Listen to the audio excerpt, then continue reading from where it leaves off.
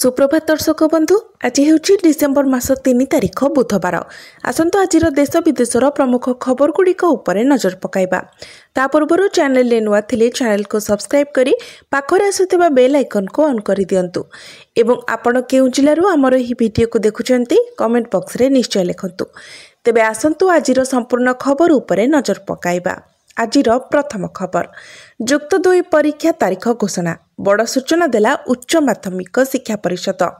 आज घोषणा हेब युक्त 2 परीक्षा तारीख डिसेम्बर 15 तारीख सुधा एडमिट कार्ड मिलिबो। एने सूचना देइछि उच्च माध्यमिक शिक्षा परिषद।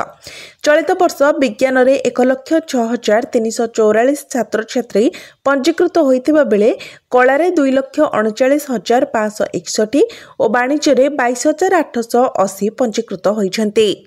परवर्ती खबर श्रीमंदिर को नहीं विवादीय मंतव्य क्षमा प्रार्थना कले शुभंकर मिश्र। पुरी श्री जगन्नाथ मंदिर को नहीं अविवाहित प्रेमी जुगलों उपरे देइथिबा विवादीय मंतव्य परे खबरदाता तथा सोशल मीडिया इन्फ्लुएंसर शुभंकर मिश्र मंगलवार श्री जगन्नाथ भक्तों निकट में क्षमा प्रार्थना करिसेंती। तेबे से सीधा सड़क निजर दोष स्वीकार करिनाहंती। से तांको यूट्यूब चैनल रे एक वीडियो पोस्ट करी कहिसेंती जे तांको पूर्वर मंतव्य व्यक्तिगत कल्पना उपरे आधारित नुहे। से कहिसेंती विभिन्न वेबसाइट रे एही परी विश्वास गुड़िक विषय उल्लेख करा जायछि। मु निजे किछि तैयारी करि नाही। विवाद बढ़िबा परे से उक्त विवादीय वीडियो को हटाई दैछन्ती बोली सूचना दैछन्ती। से आहुरी मध्य कहिसेंती मु कोनोसी गुजब प्रचार करि नाही किंबा जानतरे काହାର धार्मिक भावना को आघात देई नाही। परंपरा जेपरि वर्णित अछि मु केवल ताहा उल्लेख करिछि। जदि मो कथारे काହାର भावना आघात पाई थाए तेबे मु क्षमा भिक्षा करुछि। शुभंकर मिश्र निज वीडियो रे दाबी करथिले जे विवाह पूर्वर अविवाहित प्रेमी जुगल श्रीमंदिर को गले सेमानंकर संपर्क भांगी जाय पारे किंबा सेमाने विवाह करि पारंती नाही। एही विश्वासर कारण से माँ राधाराणी एक अभिशाप को दर्शाई एक कहानी वर्णना करथिले जेउथिरे सेवायत माने राधाराणी को मंदिर रे प्रवेश करने को अटकाइबारु से क्रोधित होई अभिशाप देथिले बोली कहिथिले। एही मंतव्य को नहीं भक्त और सोशल मीडिया व्यवहारकारी मध्य तीव्र प्रतिक्रिया प्रकाश पाइथिला। एही समय श्रीमंदिर वरिष्ठ सेवायत गौरहरि प्रधान सिंहद्वार थाना रे एक एतला देई शुभंकर मिश्र को तुरंत गिरफ्त करने को दाबी करिसेंती। परवर्ती खबर जुआ रोकने नुआ आईन जोरिमाना 75,000 टंका को वृद्धि। जुआ खेल को रोकने पाई ओडिशा विधानसभा रे ओडिशा जनविश्वास बिल 2025 पारित होईछि। दीर्घ समय धरी आलोचना परे एही बिल पारित होइतिबा बेले एथिरे जुआ खेली धरा पड़िले मोटा अंकर जोरिमाना व्यवस्था करा जायछि। नुआ आईन रे पूर्वरु थिबा जोरिमाना राशि को बहुगुणित करा जायछि। पूर्वरु थिबा 100 टंका जोरिमाना को 25,000 टंका को वृद्धि करा जायछि। पूर्वरु थिबा 1000 टंका जोरिमाना को 75,000 टंका को वृद्धि करा जायछि। एही बिल रे 9टी विभागर 16टी मूल राज्य आईन रे संशोधन करा जायछि। सर्वसाधारण स्थान रे कटकणा लगा जायछि जेपरि कि बाजार मेला किंबा रास्ता रे जुआ खेल को आदौ बर्दाश्त करा जिवो नाही। पशुपक्षी लड़ाई कराउथिले मध्य संपृक्त व्यक्ति को जोरिमाना देबाको पड़िबो। अभियुक्तों को सरकारी अधिकारी सीधा सड़क सब डिविजनल मजिस्ट्रेट को निकट रे हाजिर करि पारिबे। बिल पारित समय विरोधी दल पक्षरु विरोध करा जाय कक्ष त्याग करा जायथिबा सूचना मिलिछि। परवर्ती खबर मुख्यमंत्री निर्देश लघु खनिजरू संगृहित पांठी सही जिले में खर्च करा जिवो। मंगलवार मुख्यमंत्री मोहन चरण माझी लोकसेवा भवन ठारे जिला खनिज प्रतिष्ठान मानक संबंध में एक गुरुत्वपूर्ण बैठक में अध्यक्षता करिसेंती। आलोचनारू जଣା पड़िछि जे चलित वर्ष अक्टोबर मास शेष सुधा राज्यर 11टी डीएमएफ जिला मानकरू समुदाय 34,052 कोटी टंका आदाय होइछि एवं प्राय 55% टंका खर्च होइछि। एही खर्च को वृद्धि करी लोकों को मौलिक सेवा जोगाई देबा पाई मुख्यमंत्री परामर्श देथिले। एहा सहित 10टी जिल्ला रे डीएमएफ पुनः गठन हेबा परे ट्रस्ट बोर्ड मीटिंग होई सारिछि बोली बैठकरू जଣା जाइछि। बैठक रे मुख्यमंत्री विभागीय सचिव को प्रत्येक डीएमएफ रे ऑडिट रिपोर्ट सहित वार्षिक रिपोर्ट दाखल करबाको एवं लघु खनिज पदार्थरू संग्रहित डीएमएफ पांठी को सही जिला जेकोसी स्थान में व्यवहार कर निर्देश देइछन्ति। एही पांठी को सही स्थान मौलिक आवश्यकता यथा शिक्षा स्वास्थ्य जल जोगाण गमनागमन आदि व्यवस्था खर्च करने बैठक में मुख्यमंत्री निर्देश देइथिले। ଖଣି ଅଞ୍ଚଳର ନିକଟବର୍ତ୍ତୀ ସ୍ଥାନଗୁଡ଼ିକରେ ଲୋକଙ୍କୁ ସମ୍ପୂର୍ଣ୍ଣ ମୌଳିକ ସେବା ଯୋଗାଇ ଦେବା ପାଇଁ ମୁଖ୍ୟମନ୍ତ୍ରୀ ନିର୍ଦ୍ଦେଶ ଦେଇଥିଲେ। ପରବର୍ତ୍ତୀ ଖବର, ଇ ସ୍କଲାରସିପ୍ ପାଇଁ ଏସ୍ଓପି ଜାରି କଲେ ଓଡ଼ିଶା ସରକାର। ଏମିତି ମିଳିବ ହିତାଧିକାରୀଙ୍କୁ ଟଙ୍କା। 2024-25 ଶିକ୍ଷାବର୍ଷ ପାଇଁ ମୁଖ୍ୟମନ୍ତ୍ରୀ ମେଧାବୀ ଛାତ୍ର ପ୍ରୋତ୍ସାହନ ଯୋଜନାର ଷ୍ଟାଣ୍ଡାର୍ଡ ଅପରେଟିଂ ପ୍ରୋସିଡିଓର ଜାରି କରିଛନ୍ତି। ଓଡ଼ିଶା ସରକାର ଏହି ଏସ୍ଓପି ଅନୁଯାୟୀ ଛାତ୍ରବୃତ୍ତି ରାଶି ହିତାଧିକାରୀଙ୍କୁ ଡାଇରେକ୍ଟ ବେନିଫିଟ୍ ଟ୍ରାନ୍ସଫର ମାଧ୍ୟମରେ ପ୍ରଦାନ କରାଯିବ। ଯଦି କୌଣସି ଛାତ୍ରଛାତ୍ରୀ ଗୋଟିଏ ବର୍ଷ ଇ ସ୍କଲାରସିପ୍ ପାଇବା ପରେ ଶିକ୍ଷାନୁଷ୍ଠାନ ଛାଡ଼ି ନୂତନ କଲେଜରେ ଯୋଗ ଦିଅନ୍ତି, ତେବେ ସେ ନୂଆ ଅନୁଷ୍ଠାନରେ ପ୍ରଥମ ବର୍ଷ ପାଇଁ ଛାତ୍ରବୃତ୍ତି ପାଇବାକୁ ଯୋଗ୍ୟ ହେବେ ନାହିଁ। ତେବେ ନୂତନ ଅନୁଷ୍ଠାନରେ ବଳକା କୋଟା ଉପଲବ୍ଧ ଥିଲେ ସେ ଦ୍ୱିତୀୟ ବର୍ଷରୁ ଏହି ଛାତ୍ରବୃତ୍ତି ପାଇପାରିବେ।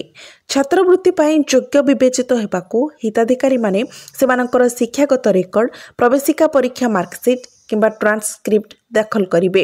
ଓଡ଼ିଶା ବାହାରର ଛାତ୍ରଛାତ୍ରୀ କିମ୍ବା ନନ୍ ସାମ୍ସ ଅନୁଷ୍ଠାନରେ ନାମ ଲେଖାଇଥିବା ଛାତ୍ରଛାତ୍ରୀମାନେ ସେମାନଙ୍କର ମାର୍କସିଟ୍କୁ ଡିଜିଲକର ମାଧ୍ୟମରେ ଅପଲୋଡ୍ କରିବାକୁ ବାଧ୍ୟତାମୂଳକ। ଏସ୍ଓପି ଅନୁଯାୟୀ ସ୍ନାତକ ପାଠ୍ୟକ୍ରମ ପାଇଁ 25 ବର୍ଷରୁ ଅଧିକ ଏବଂ ସ୍ନାତକୋତ୍ତର ବୈଷୟିକ ଏବଂ ବୃତ୍ତିଗତ ପାଠ୍ୟକ୍ରମ ପାଇଁ 30 ବର୍ଷରୁ ଅଧିକ ବୟସର ଛାତ୍ରଛାତ୍ରୀ ଇ ସ୍କଲାରସିପ୍ ପାଇଁ ଯୋଗ୍ୟ ବିବେଚିତ ହେବେ ନାହିଁ। ଜିଲ୍ଲାପାଳଙ୍କ ଦ୍ୱାରା ଗଠିତ ଏକ କମିଟି ଯୋଗ୍ୟ ହିତାଧିକାରୀଙ୍କ ଚୂଡ଼ାନ୍ତ ତାଲିକା ପ୍ରସ୍ତୁତ କରିବ। ଏହି କମିଟି ଆବଶ୍ୟକୀୟ ପ୍ରମାଣପତ୍ର ଯାଞ୍ଚ କରିବ ଏବଂ ନିର୍ଦ୍ଧାରିତ ଫର୍ମାଟରେ ସ୍ୱାକ୍ଷରିତ ତାଲିକା ଦାଖଲ କରିବ। ରାଜ୍ୟ ସ୍କଲାରସିପ୍ ପୋର୍ଟାଲରେ ଅନ୍ତର୍ଭୁକ୍ତ ହେବାକୁ ଚାହୁଁଥିବା ଶିକ୍ଷାନୁଷ୍ଠାନଗୁଡ଼ିକ ଇମେଲ୍ ମାଧ୍ୟମରେ ଉଚ୍ଚଶିକ୍ଷା ବିଭାଗକୁ ଆନୁଷ୍ଠାନିକ ଭାବେ ଅନୁମୋଦନ ପାଇଁ ଅନୁରୋଧ କରିବେ। ପରବର୍ତ୍ତୀ ଖବର, ମେ 31 ପର୍ଯ୍ୟନ୍ତ ସମୁଦ୍ରରେ ମାଛ ଧରିବା ଉପରେ କଟକଣା। ମେ 31 ପର୍ଯ୍ୟନ୍ତ ସମୁଦ୍ରରେ ମାଛ ଧରିବା ଉପରେ ଲାଗିଲା କଟକଣା। ବିରଳ ଅଲିଭ୍ ରିଡ୍ଲେ କଇଁଛଙ୍କ ସୁରକ୍ଷା ପାଇଁ 7 ମାସ ସରକାରୀ କଟକଣା।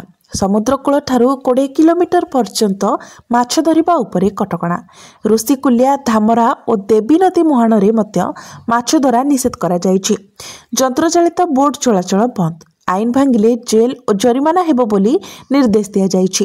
କଇଁଛମାନଙ୍କ ସୁରକ୍ଷା ପାଇଁ କୌଣସି ଯନ୍ତ୍ରଚାଳିତ ଡଙ୍ଗା କି ଟ୍ରଲର ଧରିପାରିବେ ନାହିଁ ମାଛ। ଏଥିସହିତ ବିରଳ ଅଲିଭ୍ ରିଡ୍ଲେ କଇଁଛଙ୍କ ସୁରକ୍ଷା ପାଇଁ ବାବୁବାଲି ଓ ମାଦଳିଠାରେ 2ଟି ଅଫିସର କ୍ୟାମ୍ପ କରାଯାଇଥିବା ବେଳେ ଏକକୁଳା, ସାତଭାୟା, ଚୌଦିଆ, ଦୋବନ୍ଥି ଆଦି 14ଟି ସ୍ଥାନରେ ଟ୍ରଲର ପ୍ରୋଟେକ୍ସନ କ୍ୟାମ୍ପ କରାଯିବ।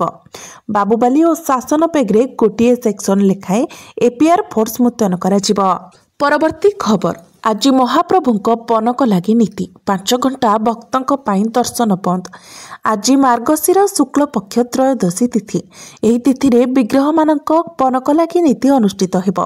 ଦ୍ୱିତୀୟ ଭୋଗମଣ୍ଡପ ପରେ ଦତ୍ତ ମହାପାତ୍ର ସେବକମାନେ ଶ୍ରୀମନ୍ଦିର ଗର୍ଭଗୃହକୁ ପ୍ରବେଶ କରିବା ସହ ମହାପ୍ରଭୁଙ୍କର ଶ୍ରୀମୁଖ ଶୃଙ୍ଗାର କରିବେ। ପ୍ରାକୃତିକ ପ୍ରଣାଳୀରେ ପ୍ରସ୍ତୁତ ପ୍ରସାଧନରେ ଶ୍ରୀବିଗ୍ରହଙ୍କ ଶ୍ରୀମୁଖକୁ ଶୃଙ୍ଗାର କରାଯିବ। ହିଙ୍ଗୁଳ, ହରିତାଳ, କସ୍ତୁରୀ, ନାଲି, ଧଳା ଓ କଳା ଭଳି ପାରମ୍ପରିକ ରଙ୍ଗରେ ମହାପ୍ରଭୁଙ୍କ ଶ୍ରୀମୁଖ ଶୃଙ୍ଗାର କରାଯିବ। ସେଥିପାଇଁ ପ୍ରାୟ 5 ଘଣ୍ଟା ସର୍ବସାଧାରଣଙ୍କ ପାଇଁ ଦର୍ଶନ ବନ୍ଦ ରହିବ। ସନ୍ଧ୍ୟା 5ଟାରୁ ରାତି 10ଟା ପର୍ଯ୍ୟନ୍ତ ଭକ୍ତଙ୍କ ପାଇଁ ଦର୍ଶନ ବନ୍ଦ ରହିବ।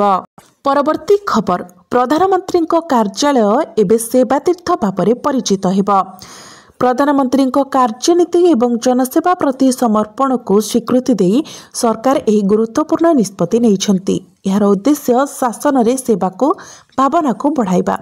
ଏହି ପରିବର୍ତ୍ତନ କେବଳ ଗୋଟିଏ ନୁହେଁ, ଦେଶର ଅନେକ ସରକାରୀ ଭବନ ଏବଂ ରାସ୍ତାର ନାମକୁ କିଛିଦିନ ଭିତରେ ପରିବର୍ତ୍ତନ କରାଯିବ। ସେହିପରି କେନ୍ଦ୍ର ସଚିବାଳୟର ମଧ୍ୟ ନୂଆ ନାମ ହୋଇଛି। ଏବେ କେନ୍ଦ୍ରୀୟ ସଚିବାଳୟର ନାମ କର୍ତ୍ତବ୍ୟ ଭବନ ନାମରେ ଜଣାଶୁଣା ହେବ। ପରବର୍ତ୍ତୀ ଖବର, ଇପିଏଫ୍ଓରେ ବଡ଼ ପରିବର୍ତ୍ତନ। ବଢ଼ିବ କର୍ମଚାରୀଙ୍କ ପାଇଁ ପିଏଫ୍ ସୀମା। ଡବଲ ଟଙ୍କା ପାଇବେ କର୍ମଚାରୀ। ଇପିଏଫ୍ଓରେ ବଡ଼ ପରିବର୍ତ୍ତନ ଚାଲିଛି, ଯେଉଁଥିରେ ଦରମା ସୀମା ବୃଦ୍ଧି କରାଯିବ କି ନାହିଁ ତାହା ମଧ୍ୟ ଅନ୍ତର୍ଭୁକ୍ତ। ଶ୍ରମମନ୍ତ୍ରୀ ସଂସଦରେ ଏହି ଉତ୍ତର ଦେଇଛନ୍ତି।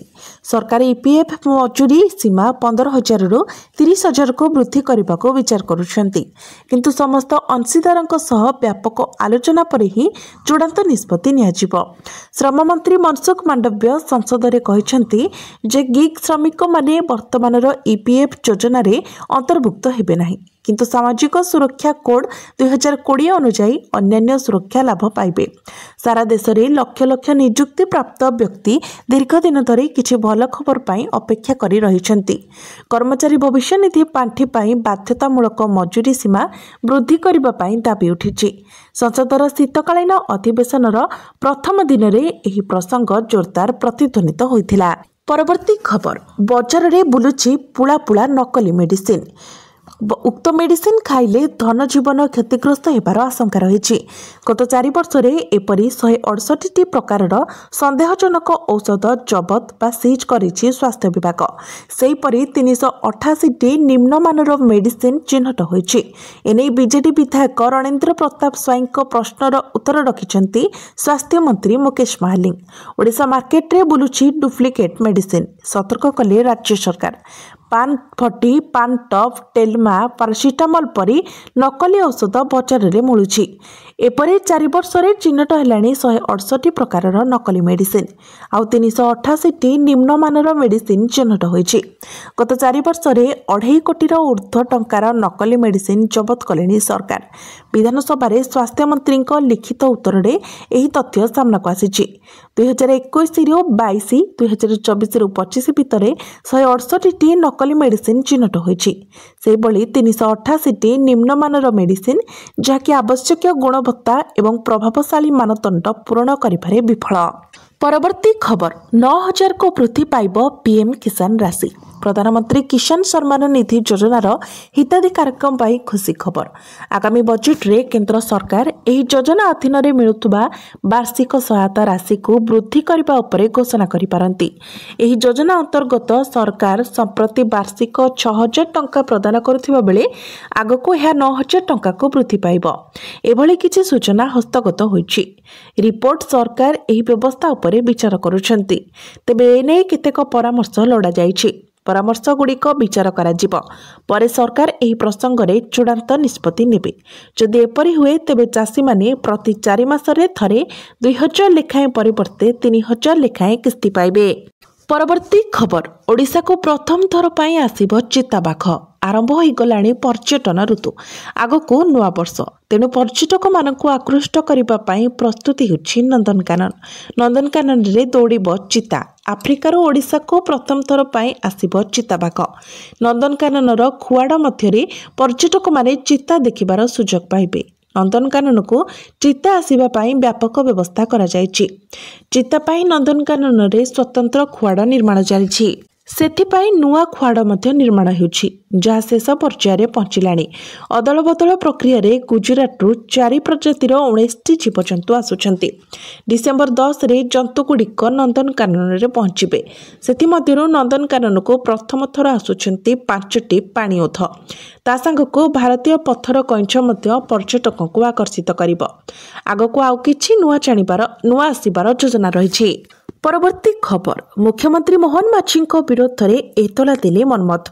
मुख्यमंत्रीଙ୍କ विरोधରେ कथित अपमानजनक मंतव्य दे मामलार सम्मुखीन हेबार किछि दिन परे बिजु जनता दलर नेता मनमत राउतराय ओडिशार मुख्यमंत्री मोहन चरण माझीଙ୍କ विरोधରେ थानारे अभियोग करिसेंती।